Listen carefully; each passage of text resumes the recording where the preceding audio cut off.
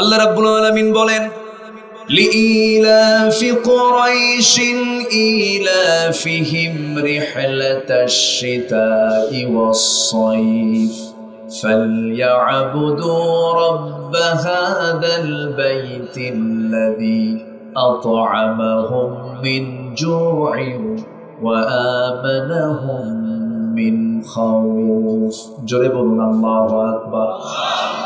আল্লাহ রাব্বুল আলামিন বলেন, বান্দা তুমি কি ক্ষুধা মুক্ত, দারিদ্র মুক্ত, টেনশন মুক্ত জীবন চাও কিনা? ক্ষুধা আমি তোমার দূর করে দেব, ভয় দূর করে দেব। একটা কাজ তোমাকে করতে হবে, ফালইয়াবুদু রাব্ব হাযাল বাইত, একমাত্র কারো গোলামি না করে এই ঘরের অর্থাৎ কাবার মালিকের ইবাদত করতে হবে। জোরে বলি সুবহানাল্লাহ। কার ইবাদত করতে হবে? এদেশের মানুষ কি ইবাদত করে? কোথায়? পরিসংখ্যান নেন, নামাজি মাত্র 5%, বাকি 95% নামাজি পড়ে। এদেশের 70 থেকে 80 লক্ষ যুব সমাজ এখন মাদকাসক্ত, যা প্রত্যেকটা ফ্যামিলিতে মহামারী আকার ধারণ করছে। অথচ দেশ স্বাধীন হয়েছে 53-54 বছর। মিনিস্ট্রি অফ এডুকেশন ছিল, ধর্ম মন্ত্রণালয় ছিল, যুব মন্ত্রণালয় ছিল, প্রত্যেকটি সেক্টর ডিপার্টমেন্টের দায়িত্বশীলরাও ছিলেন। কিন্তু হাতে হাতে যুবকদের হাতে হাতে আজকে মাদক। ভার্সিটিগুলোকে মিনি ক্যান্টনমেন্টে রূপ দিয়েছে। যুব সমাজ আজকে ধ্বংসের সম্মুখীন। জাতি 20 কোটি মুসলমানের মাত্র 5% মুসলমান নামাজ পড়ে। কি হয়েছে? কিছুই করেনি। যারা এই ক্ষমতার মসনদে ছিলেন, শুধু জাতি পেয়েছে প্রতারণা। কি পেয়েছে বলেন তো? প্রতারণা। আমরা প্রতারিত হয়েছে বারবার। যে দল, যে ব্যক্তি, যে সমাজ, যে রাষ্ট্র আপনাকে জাহান্নাম থেকে বাঁচাবে না, সেই পরিবার আপনার শত্রু। যে সমাজ আপনাকে জান্নাতের দিকে নিয়ে আসতে পারে না, সে সমাজ আপনার শত্রু। আজকে 53 বছর এত আইন পাশ হয়েছে, এত নিয়ম কানুন, সংবিধান সংযোজন, সংবিধান সংকোচন, পরিবর্ধন, কত কি হয়েছে, কিন্তু আজ পর্যন্ত নামাজ জাহান্নাম থেকে বাঁচানোর জন্য 1 নম্বর কাজ হচ্ছে নামাজ। সে নামাজের বিলটা আজ পর্যন্ত কেউ পাশ করতে পারে না। আমি কি ভুল বলছি? আমি কি ভুল বলছি? অতএব আমরা যা দেখতে চাই, আগামীতে যা দেখবো আমরা সব নামাজ কেন্দ্রিক দেখতে চাই। নামাজের সমাজ দেখতে চাই, নামাজের সরকার দেখতে চাই। সব জায়গায় নামাজ। জাহান্নাম থেকে বাঁচার দরকার আছে না নাই বলেন তো? আচ্ছা, আমাদের সবচেয়ে বড় চ্যালেঞ্জ কি থেকে বাঁচা? ব্যাস, এইদিকে যারা ডাকবে আমরা সেদিকে যাব। এমনি একদিকে দৌড়ায় লাভ আছে নাকি? একটু কান লাগাবেন। আমি যেখান থেকে তেলাওয়াত করেছি, মানব মণ্ডলীকে ডাক দিয়ে তার পরিচয় দিচ্ছেন এবং বলছেন, ও মানব মণ্ডলী, জেনে রাখো, তোমাদের মধ্যে মন্ত্রী থাকতে পারে, প্রেসিডেন্ট থাকতে পারে, সচিব থাকতে পারে, বিভিন্ন পদস্থ কর্মকর্তা থাকতে পারে, ভিআইপি সিআইপি থাকতে পারে, কিন্তু আমার কাছে সম্মানিত কারা? আল্লাহ রাব্বুল আলামিন বলেন, ইয়া আইয়ুহান নাসু ইন্না খালাকনাকুম মিন যাকারিন ওয়া উনসা ওয়া জাআলনাকুম শুউবান ওয়া ক্বাবাইলা লিতাআরাফু ইন্না আকরামাকুম ইনদাল্লাহি আতকাকুম। হে মানব মণ্ডলী, আমি তোমাদেরকে সৃজন করেছি, সৃষ্টি করেছি এক নর এবং নারী থেকে, এবং সেখান থেকে বিভিন্ন ভাষা, বিভিন্ন গোত্র, বিভিন্ন ভাগে ভাগ করে দিয়েছি যেন তোমরা একে অপরকে চিনতে পারো। তবে তোমাদের মধ্যে সেই বান্দাই আমার কাছে সবচেয়ে বেশি সম্মানিত, আমার কাছে সবচেয়ে বেশি দামি, যে বান্দাটা আমি আল্লাহ আমাকে সবচাইতে বেশি ভয় করে। অর্থাৎ যে মুত্তাকি। বলুন তো সে কি? মুত্তাকি। মুত্তাকি মানে হচ্ছে যে বান্দা পৃথিবীতে কাউকে না ভয় করে, ভয় করে কাকে? আল্লাহ। সামনে আর 12 দিন 13 দিন পরে মুত্তাকি হওয়ার মাস আসতেছে। কি হওয়ার মাস? তাকওয়া অর্জনের মাস আসতেছে। আল্লাহ তো রেজাল্ট জানায়া দিয়েছেন যদি রোজা রাখতে পারো। মহান রব্বুল আলামিন বলেন, খুব কমন আয়াত, মুখের আয়াত, পকেটের আয়াত, সবাই বলুন, কামা কুতিবা আলাল্লাযীনা মিন ক্বাবলিকুম লাআল্লাকুম তাত্তাকুন। জোরে বলুন আল্লাহু আকবার। তোমাদের জন্য সিয়ামকে লিখিত আকারে পাশ করা হয়েছে। কুতিবা, ফরিদা বলা হয় নাই, লিখিত আকারে পাশ করা হয়েছে, মজবুত করে পাশ করা হয়েছে। এই রোজার মধ্য দিয়ে তোমাদের ফলাফল হবে, তোমরা মুত্তাকি হতে পারবে। কিন্তু এমন মুত্তাকি হয় তোমরা বদভ্যাস বর্জন করতে পারবে। কিন্তু রমজান মাসে সারাদিন ভালোই ঠিক মতো রোজা রাখে, সন্ধ্যা যখন হয়ে যায় ইফতার করার পরে মুদিখানার দোকানের সামনে যায়, বলে সারাদিন বিড়ি খাই নাই, একসাথে 3টা বিড়ি কাজা সহ। আছে না নাই? আসতে বলবেন না, আছে না নাই? লাভ হলো কি? যে রোজা আপনাকে সুদ থেকে বাঁচায় না, যে রোজা আপনাকে মিথ্যা থেকে বাঁচায় না, যে রোজা জমির আইল ঠেলা বন্ধ করতে পারে না, যে রোজা গীবত বন্ধ করতে পারে না, যে রোজা হিংসা বন্ধ করতে পারে না, যে রোজা পরশ্রী কাতরতা জেলাসি বন্ধ করতে পারে না, এটা রোজা নয়। মাল্লাম ইয়াদা কাউলা যুর ওয়াল আমালা বিহি ফালাইসা লিল্লাহি হাজাতুন ফি আইয়াদা তুআমা ওয়া শারাবা। তার রোজা রাখার কোনো প্রয়োজন নাই, রাসূল বলেছেন। আল্লাহু আকবার। এইজন্য সূরা হুজুরাত আমাদের দরকার। হুজুরাতের মধ্যে 10টা শিক্ষা আছে। সূরা হুজুরাতের মধ্যে কয়টা শিক্ষা আছে? 10টা শিক্ষা। সময় হয়তো পাবো না আমি এবছর, এটা সংক্ষিপ্ত সময়ে আমি চান্স পেয়েছি, আমি সময় নিয়ে এসেছিলাম। তো যাই হোক, আপনারা আসতেও দেরি করেছেন। আবার আজকের এই দিনে একাধিক কিছু প্রোগ্রাম থাকার কারণে জনসমাগম আরো হওয়ার কথা ছিল। যতটুকু হয়েছে আমরা বলে ফেলি আলহামদুলিল্লাহ। জোরে বলি আলহামদুলিল্লাহ।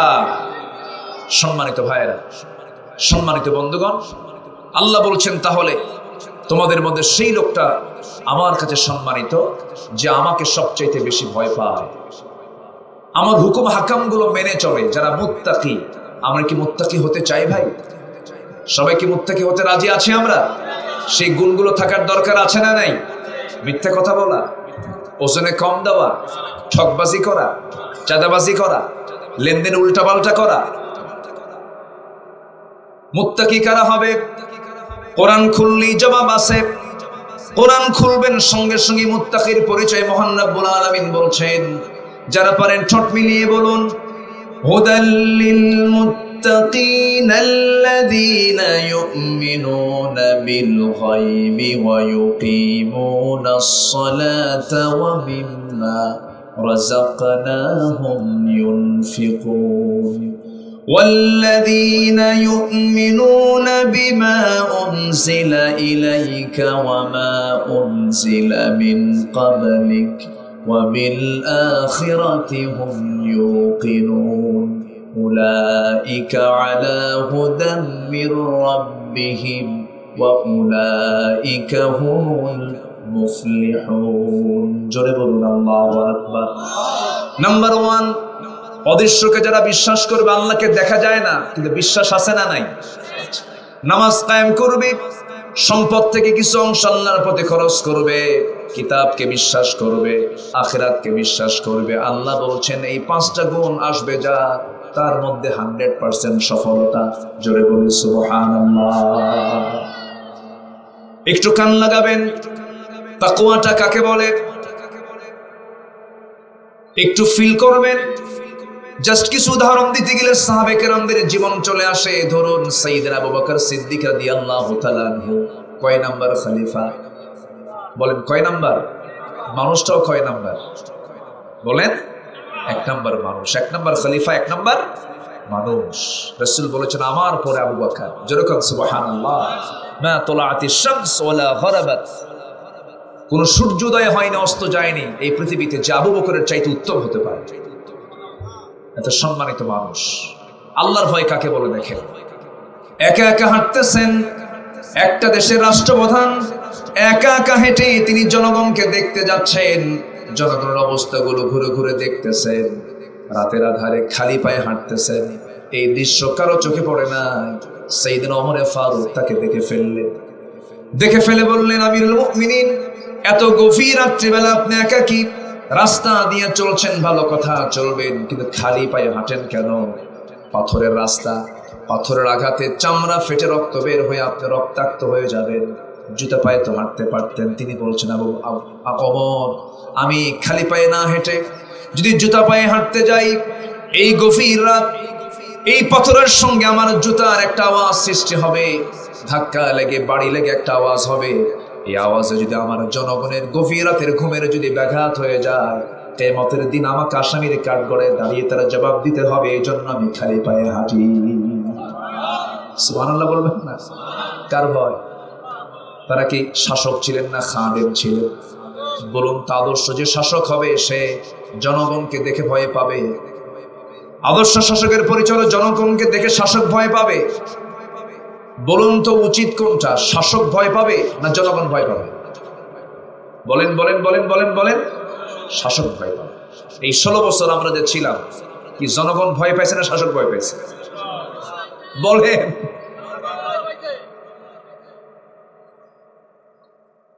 আরে এইতে আমি আব্দুল্লাহ আমিন, আমার এই 16 বছর চাকরি ছিল কি জানেন? জেলখানায় যাওয়ার আশা, আনাকুম জানাকুম, আনাকুম জানা।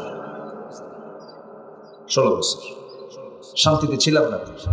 আপনাদের কলিজার টুকরা পিরোজপুরবাসী ধন্য আল্লামা সাইদির জন্ম এই এলাকায় হওয়ার কারণে। পিরোজপুরবাসী ধন্য না? আল্লাহ, কি সম্পদ পেয়েছিলেন আপনারা। দাঁত থাকলে তো বোঝা যায় না, দাঁত হারালে টের পাওয়া যায়। আমরা কাকে হারাইছি? পিরোজপুরে এসে তার নাম না নিলে কৃপণতা হয়ে যাবে। 1 নাম্বার, তার জন্য আমরা দোয়া করি, আল্লাহ তুমি কবরটাকে জান্নাতের টুকরা বানায় দাও। তিনি পিরোজপুরেই তো শুয়ে আছে, আপনার সন্তান আপনার ঘরেই এসে শুয়ে আছে।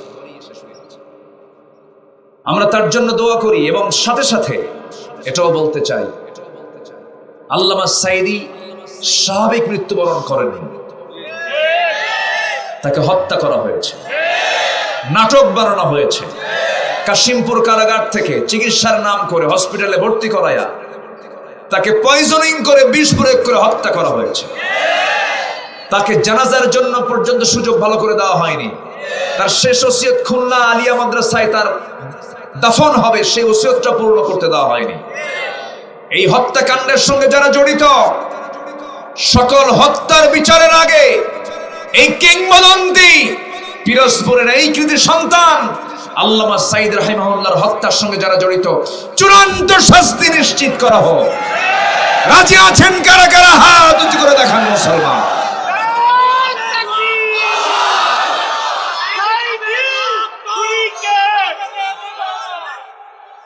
আল্লাহ কবুল করুন, জোরে বলি আমিন, আরো জোরে আমিন।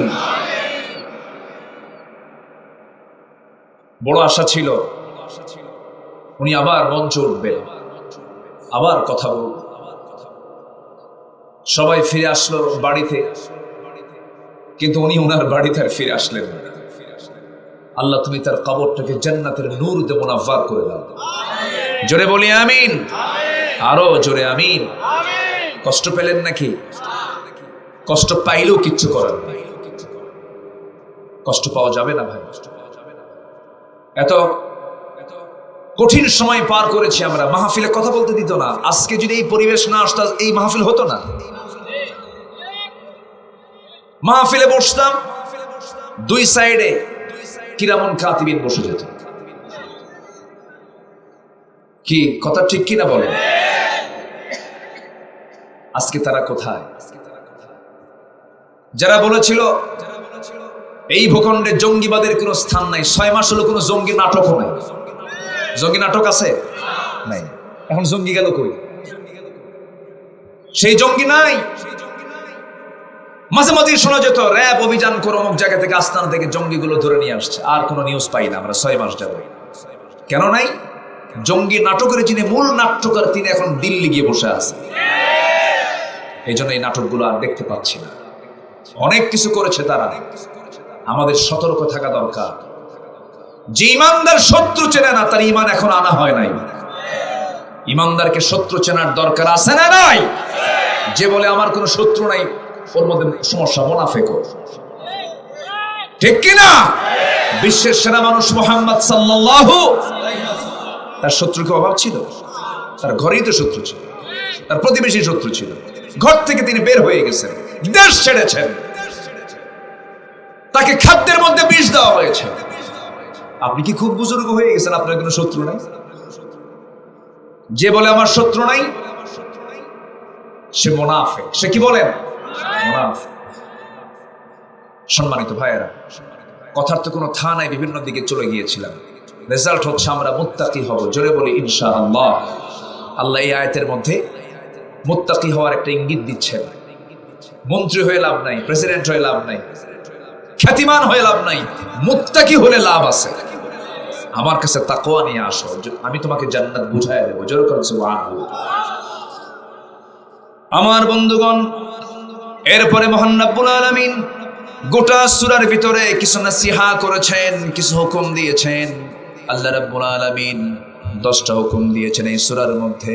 নাম্বার 1 হলো আল্লাহ রাব্বুল আলামিন প্রথম হুকুমটা দিয়েছেন, যখন কোনো ফাসিক ব্যক্তি তোমার কাছে সংবাদ জানতে চাবে, তোমার কাছে সংবাদ যখন নিয়ে আসবে, সেই সময় তোমরা এটাকে যাচাই করো, ফাতাবায়ানু, এটাকে ডিসকাস করো।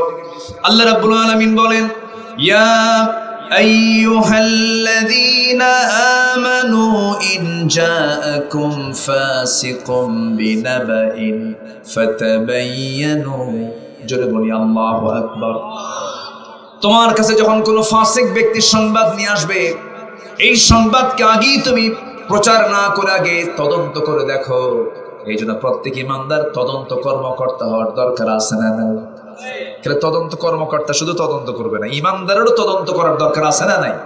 এক নিউজ পাইলাম আর প্রচার করে দিলাম, এটার নাম ইমানদার নয়। আল্লাহ বলছেন ফাতাবায়ানু, আগে ডিসকাস করো, সত্যটা সত্য যাচাই করো। এমনি একটা কথা শুনেই প্রচার করতে যেও না। কার কথা? আল্লাহর কথা।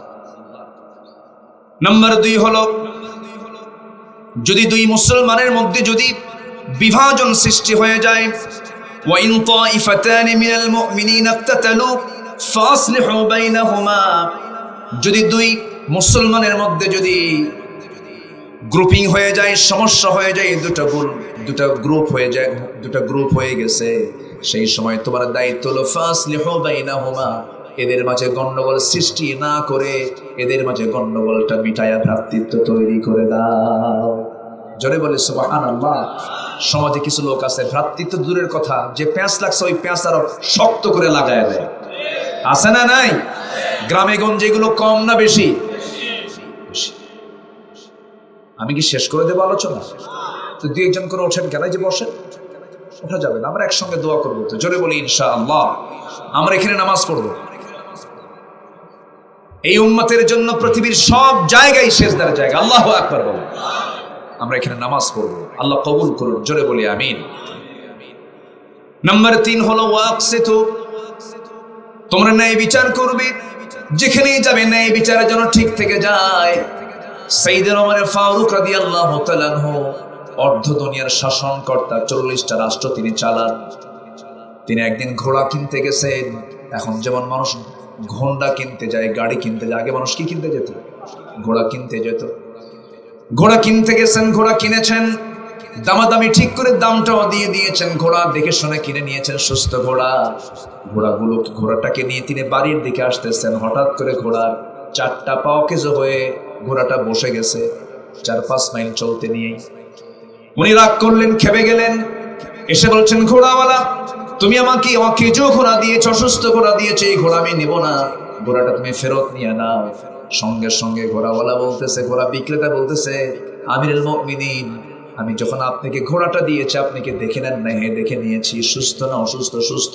কিন্তু সুস্থ হলে হবে কি, অসুস্থ হয়ে গেছে, আমি এটা ফেরত দেবো, তুমি নিয়ে নাও। ঘোড়াওয়ালা বলতেছে, না আমি ফেরত নেব না। দুজন দুই দিকে। প্রথম ঘোড়াওয়ালা প্রস্তাব দিচ্ছে, আমিরুল মুমিনিন, আপনার কথাও ঠিক নাই, আমার কথাও ঠিক নাই, দুইজনই বেঠিক, কারণ দুইজন দুই রকম কথা বলছি। এটা ঠিক করার জন্য আমি মনে হয় আদালতের শরণাপন্ন হলেই মনে হয় ফয়সালা হবে, আমি আদালতে বিচার দিয়ে দিলাম। সাইয়েদনা ওমর ফারুক মুস্কি হাসি মেরে বললেন, চলো আদালতে যাই। সুবহানাল্লাহ বলবেন না? চলো আদালতে যাই। একটা ঘোড়াওয়ালা বলতেছে আদালতে যাই, খলিফা বলতেছেন কি চলো। আইন সবার জন্য, আইন সবার জন্য। ওয়া আকসিতু ইয়াদিলু হুয়া আকরাবু লিত্তাকওয়া, ইতিদাল করে, এটাই হচ্ছে সবচেয়ে শ্রেষ্ঠ তাকওয়া। চলে গেছে, আদালতে চলে গেলেন। আদালতে যাওয়ার পরে আদালতের বিচারপতি সাইয়েদনা ওমর ফারুককে দেখলেন। দেখা মাত্রই তিনি দাঁড়ায় গেছেন। সালামুন আলাইক ইয়া আমিরাল মুমিনিন, আপনি এই জায়গায় কেন, কি হয়েছে, আপনি কেন আসছেন? তিনি বলছেন, আমাকে এই জায়গায় আমিরুল মুমিনিন মনে করবা না, আমাকে একজন বিচার প্রার্থী মনে করো। এই যে সমস্যা, কি রায় হয় দিয়ে দাও। সঙ্গে সঙ্গে বিচারপতির নাম হলো ওই কাজী শুরাইহ ইবনুল হারিস আল কিন্দি রাহমাতুল্লাহ আলাইহি, যিনি 100 বছর হায়াত পেয়েছিলেন। তিনি সাইয়েদনা ওমর ফারুকের বিরুদ্ধে রায় দিয়ে দিলেন। সেই দিন বলে ফেললেন, আমিরুল মুমিনিন, দুজনের কথাই শুনলাম, আমি আপনাকে একটা প্রশ্ন করব। আমি আপনার সামনে দাঁড়ানো, আপনি আমার সামনে দাঁড়ানো, এই জায়গা থেকে বাড়ি পর্যন্ত সুস্থ অবস্থা আপনিও যেতে পারবেন, আমিও যেতে পারবো, তার কোনো গ্যারান্টি আছে নাকি? নাই, গ্যারান্টি নাই। তাই যদি হয় যে ঘোড়াটা আপনি নিয়েছেন, সুস্থ অবস্থায় নিয়েছেন, আপনার মালিকানা যাওয়ার পর অসুস্থ হয়েছে, সেই ঘোড়াটা আপনি কেন ঘোড়াওয়ালাকে ফেরত দিবেন? এটা ঠিক হবে না। সাইয়েদনা ওমর ফারুক কোনো কথা বললেন না, মুস্কি হাসি মেরে মাথা নিচু করে বাড়িতে চলে গেলেন। পরের দিন মাজলিসে শুরার বৈঠকে সবাইকে সামনে রেখে বললেন, শোনো, একজন বিচারপতি পেয়েছি যার খুব সাহস, যে ওমর ফারুকের বিরুদ্ধে পর্যন্ত রায় দিতে পারে। তাকে আঞ্চলিক বিচারপতি না বানায়া, তাকে আমি এই মুহূর্তে তোমাদেরকে সাক্ষী রেখে প্রধান বিচারপতি বানায়া দিলাম। যেরকম সুবহানাল্লাহ। বিচার কি আইন সবার জন্য, ওয়া আকসিতু, এটাকে সমান করো। একই ট্রাইব্যুনাল, এই ট্রাইব্যুনাল আল্লামা সাইদিকে তুলে জোর করে যাবজ্জীবন কারাদণ্ড দিয়েছিল। সে একই জায়গায় যারা দিয়েছিল, যারা আইন করেছিল, তারা এখন ঘোরাফেরা করতেছে। ঠিক কি না? কার ফয়সালা? আসতে বলবেন না, কার ফয়সালা? আল্লাহ আছে, আল্লাহ আছেন না নাই? ওরা ভাবছিল আল্লাহ নাই, ওরা তাই ভাবেছিল আমাদের রূপবেকে, আমাদের দিল্লি আছে, আমাদের রাশা আছে, আমাদের আমেরিকা আছে। না, আমাদের কাকে দরকার? বলবেন আমাদের কারে দরকার? আল্লাহকে দরকার। আমার বন্ধুগণ, নাম্বার 4 হলো লা ইয়াসখার, কাউকে উপহাস করা যাবে না, হেয় প্রতিপন্ন করা যাবে না, কোন আদম সন্তানকে হেয় করে কথা বলা যাবে না। ওয়ালাকাদ কাররামনা বানি আদম, আমি আদম সন্তানকে সম্মান দিয়েছি, সম্মান করো, কাউকে ছোট চোখে দেখো না, হেয় করো না। নাম্বার 5 হলো কোন নারী অপর নারীকেও যেন উপহাস না করে। আল্লাহ পাক নারীদেরকে এটা সুন্দর করে পয়েন্ট আউট করে দিলেন। নাম্বার 6 হলো ওয়ালা তালমিজু, কাউকে অপমান করবে না, কাউকে তুচ্ছ করে কথা বলবে না, লম্বাকে লম্বা বলে তাকে হেয় করবে না, খাটোকে খাটো বলে বলবা না, অন্ধকে কানা বলে ডাকবে না, কালোকে কালো বলে ডাকবে না। যার যে সম্মানসূচক শব্দ, সম্মানসূচক নাম প্রয়োগ করে তাকে ডাকো। যদি কিরকম ডাক দেয়, এটা সগীরা গুনাহ না কবিরা গুনাহ? বলেন, সগীরা না কবিরা গুনাহ? কবিরা গুনাহ। এই সূরা হুজরাত প্রত্যেক বাড়িতে এগুলো রাখবেন, তেলাওয়াত রাখবেন, আলোচনা রাখবেন, জোরে বলি ইনশাআল্লাহ। নাম্বার 7 হলো ওয়ালা তানাবাজু, তোমরা একে অপরের প্রতি দোষারোপ করবে না, দোষ চাপায় দেবে না, বরঞ্চ চেষ্টা করবে কারো দোষকে গোপন করার জন্য। মান সাতারা মুসলিমান সাতারাহুল্লাহু ইয়াওমাল কিয়ামা, যে ব্যক্তি কোনো মুসলমানের ব্যক্তিগত দোষকে গোপন রাখবে, আল্লাহ তাআলা তার দোষকে কিয়ামতের দিন গোপন রাখবেন। জোরে বলে সুবহানাল্লাহ। নাম্বার 8 হলো ইজতানিবু কাসীরাম মিনাজ-যন্নি,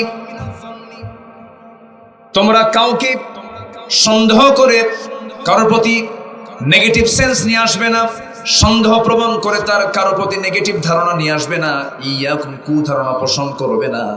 বরং এই কুধারণা পোষণটাই আল্লাহ রাব্বুল আলামিন বলছেন, ইন্না বা'দায-যন্নি ইসমুন, সবচাইতে বড় পাপ এটা। হয়তো আপনি কোনো মানুষকে দেখতেছেন, একজন মহিলার সঙ্গে তিনি কথা বলছেন, হয়তো সেই মহিলাটা তার মেয়ে হতে পারে, তার বউ হতে পারে, কিন্তু আপনি এই দৃশ্য দেখে আপনি কুধারণা পোষণ করছেন। এটা সবচাইতে বড় মিথ্যা। সবচাইতে বড় কি? মিথ্যা। কে বলছেন এগুলো? কে বলছেন? আল্লাহ বলছেন ওয়ালা তাজাসসু, নাম্বার 9, একে অপরের গোপনীয় বিষয় গুপ্তচর বৃত্তি করবে না। রাসূল বলেছেন যদি কেউ কারো জানালায় লুকায়া যদি উকি মারে, রাসূল বলেছেন তার চোখ কানা করে দাও, তার চোখ কি করে দাও? কানা করে দাও। ইসলাম কত সুন্দর ফয়সালাগুলো দিয়েছে। এই সমস্ত সমস্যাগুলো আমাদের সমাজে আছে না নাই বলেন তো? আসতে বলবেন না, আছে না নাই? আচ্ছা। নাম্বার 10 হলো ওয়ালা ইয়াগতাব বা'দুকুম বা'দা, একে অপরকে তোমরা গীবত করতে যেও না। গীবতটা হলো কারো সত্য জিনিস কিন্তু তার কাছে অপ্রিয়, এই কথা আপনি তার সামনে বললে সে মন খারাপ করবে। কারো সত্য কিছুকে তার আড়ালে অন্য কাউকে আপনি বলতে গেছেন, এই পাপের গুনাহ হলো সেজন্য মরা ভাইয়ের গোশত যেন খেলো, মারাত্মক গুনাহ। এই সমস্ত গুনাহগুলো 10টা যে গুনার কথা বললাম, ছোট গুনাহ না বড় গুনাহ? আসতে বলেন, ছোট গুনাহ না বড় গুনাহ? বড় গুনাহ। এবং এই সূরার ভিতরে আল্লাহ রাব্বুল আলামিন শেষ দিকে এসে আল্লাহ রাব্বুল আলামিন প্রথম দিক থেকে শুরু করেছেন, সেটা হলো ভ্রাতৃত্বের বন্ধন তৈরি করবে। এগুলো ভ্রাতৃত্বের বন্ধনের সম্পূর্ণ খেলাফ কাজ। ভ্রাতৃত্ব তৈরি করবে তোমরা। আল্লাহ রাব্বুল আলামিন শুরুতেই আল্লাহ রাব্বুল আলামিন বান্দাকে ডাক দিয়ে বলছেন ইন্নামাল মুমিনুনা ইখওয়াতুন ফাসলিহু বাইনা আখাওয়াইকুম ওয়াত্তাকুল্লাহা লাআল্লাকুম তুরহামুন। জোরে বলুন আল্লাহু আকবার। মুমিনরা হলো পরস্পরের শত্রু না ভাই? আজকে আমরা কি হয়ে আছি? ভাই হয়ে আছি। ভাই হলে এরকম অবস্থা হয়? মুমিনরা হবে পরস্পর ভাইয়ের মতো, তারা ভ্রাতৃত্বের বন্ধনে আবদ্ধ হবে। সাহাবে কেরামদের ইতিহাসগুলো সবাই কম বেশি জানেন। তাদের স্বপ্ন পর্যন্ত এক হয়ে যেত। তাদের ভ্রাতৃত্ব এত গভীর ছিল যে স্বপ্ন পর্যন্ত এক হয়ে যেত। নবীজির ইন্তেকাল হয়েছে, ইন্তেকালের মাত্র 2 বছর পরে 3য় বছরে সাইয়েদনা আলী রাতের বেলা ঘুমাতে গেছেন, স্বপ্নের মধ্যে দেখেন বিশ্বনবী তার দরজায় হাজির হয়ে গেছেন। যে রাসূলকে স্বপ্নে দেখে সে কি মিথ্যা দেখে না সত্য দেখে? সত্য দেখে। শয়তান এই সুরত ধারণ করতে পারে না। সাইয়েদনা আলী স্বপ্নের মধ্যে দেখেন আমার নবীজি দরজায় হাজির। সালাম দিয়ে বলছে আলী, বহুদিন যাবত দেখা হয় না, তোমাকে দেখতে আসলাম। শিওরে বসলেন। অনেকগুলো খেজুর থেকে, টোপলা থেকে একটা খেজুর বের করে 3টা আঙ্গুলে সাইয়েদনা আলীকে আমার নবীজি মুখের মধ্যে তুলে দিয়ে বলেন আলী তুমি খাও। তিনি মুখের মধ্যে খেজুরটা স্বপ্নের মধ্যে নিলেন, খাওয়া শুরু করেছেন। অর্ধেক খেতে না খেতেই তার ঘুমটা ভেঙে গেছে। ঘুম থেকে জাগা পেয়ে দেখেন তার জিহ্বার ভিতরে তাজা খেজুরের স্বাদ ফুটে উঠেছে। চোখে পানি চলে আসলো তার। তাহাজ্জুদ আদায় করলেন, ফজর নামাজ পড়ার জন্য মসজিদে চলে গেলেন। তখন খলিফাতুল মুসলিমিন সাইয়েদনা ওমর ফারুক রাদিয়াল্লাহু তাআলা আনহু নামাজে দাঁড়ায় গেছেন। প্রথম কাতারে জায়গা পেলেন না, দ্বিতীয় কাতারে জায়গা পেলেন না আলী, তৃতীয় কাতারে তিনি মাঝখানে দাঁড়ায় গেছেন। নামাজ শুরু হয়ে গেছে। সাইয়েদনা ওমর ফারুক নামাজ পড়াচ্ছেন। একটা আদর্শ রাষ্ট্রের বৈশিষ্ট্য হলো যিনি শাসক হবেন তিনি নামাজ পড়বেন না পড়াবেন? পড়বেন না পড়াবেন? শাসকের পিছনে নামাজ পড়বে, শাসক কারো পিছনে নামাজ পড়বেন না। এটাই হচ্ছে আদর্শ শাসকের বৈশিষ্ট্য, ইসলামী শাসকের বৈশিষ্ট্য। সাইয়েদনা ওমর ফারুক নামাজ পড়ালেন। নামাজ শেষান্তে দেরি করলেন না। দেখলেন কে যেন এক টোপলা এক কার্টুন খেজুর দিয়ে গেছে হাদিয়া স্বরূপ। সেই কার্টুনটা তিনি হাতের মধ্যে নিলেন, কাউকে দায়িত্ব দিলেন না। প্রথম কাতারে সবার হাতে হাতে 2টা 3টা করে খেজুর হাতে হাতে দিয়ে যান। প্রথম কাতার শেষ করলেন, দ্বিতীয় কাতার শেষ করলেন। তৃতীয় কাতারে গিয়ে যখন তিনি খেজুর দিচ্ছিলেন সবাইকে 2-3টা করে খেজুর দিলেন। মাঝখানের তৃতীয় কাতারের মাঝখান পর্যন্ত সবার হাতে হাতে দিয়ে দিলেন। এবার আসলেন আলীর সামনে। আলীর সামনে এসে বলতেছেন আলী মুখটা ফাঁকা করো। মুখটা ফাঁকা করলেন। অনেকগুলো খেজুর থেকে একটা খেজুর 3 আঙ্গুলে তুলে নিয়ে মুখের মধ্যে দিয়ে বলেন আলী তুমি এটা খাও। সাইয়েদনা আলী বলছেন ভাই আমার, সবার হাতে হাতে 2-3টা করে খেজুর দিলেন, আপনি আমাকে একটা খেজুর তার মুখে দিলেন, এর কারণটা কি? সাইয়েদনা ওমর ফারুক বলছেন আলী গত রাত্রে রাসূল যদি তোমাকে একটার বেশি 2টা খেজুর খাওয়া দিতেন, আমিও তোমাকে 2টা খেজুরি খাওয়া দিতাম। মানে যে স্বপ্ন আলী দেখেছেন সেই স্বপ্ন ওমরও দেখেছেন। আল্লাহু আকবার বলেন। এটাই হচ্ছে মুহাব্বত, ভালোবাসা। এই ভালোবাসার কি জোয়ার চলছে এখন না ভাটা চলছে? ভাটা। এই ভালোবাসার জোয়ার যখন আসবে ইসলামের জোয়ারও তখন চলে আসবে। আল্লাহ তুমি এই ভালোবাসার জোয়ারটা বাড়ায় দাও, মুহাব্বতের জোয়ারটা বাড়ায় দাও। জোরে বলি আমিন। আবু সালমা এক সাহাবীর নাম, ইসলাম কবুল করেছেন। উম্মে সালমা তার স্ত্রী, দুজন ইসলাম কবুল করেছেন। ছোট্ট বাচ্চা, 4 বছর বয়স। নবীজি হিজরত করে চলে গেছেন। আবু সালমা বলছেন, উম্মে সালমা চলো আমরাও মদিনায় চলে যাব।